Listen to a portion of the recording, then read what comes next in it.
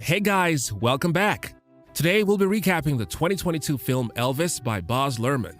For those who do not know, Elvis is a biographical musical drama loosely based on the king of rock and roll, Elvis Presley.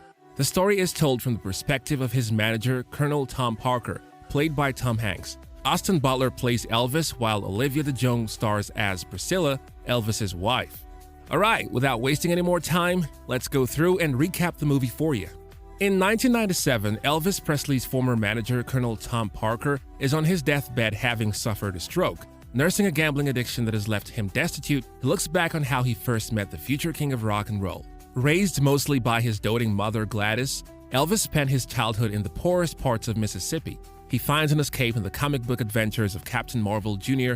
and especially in song. Though once he moves with his parents to Memphis, he is ridiculed by his peers due to his fascination with the African-American music of Memphis's Beale Street. At this time, Parker is a carnival huckster who fancies himself a modern-day P.T. Barnum.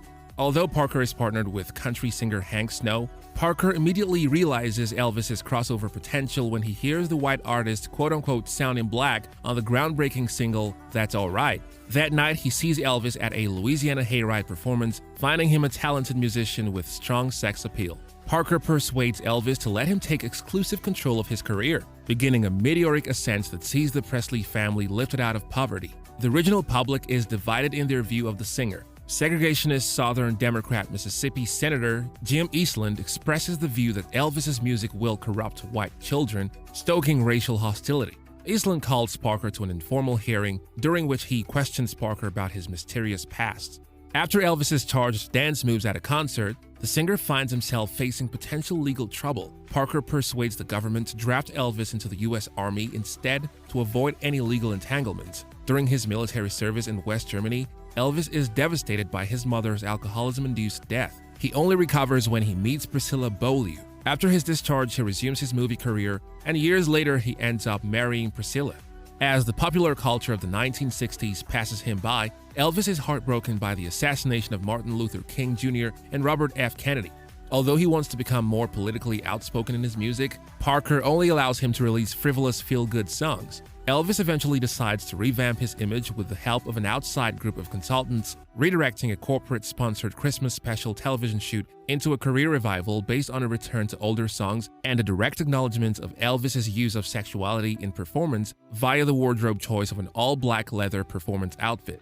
The film depicts the performance choices in the special, including the closing number If I Can Dream, as being presented and perceived as acts of political commentary. Corporate sponsors are infuriated and threaten litigation, while Parker is disgusted, believing Elvis to have been quote-unquote brainwashed by hippies.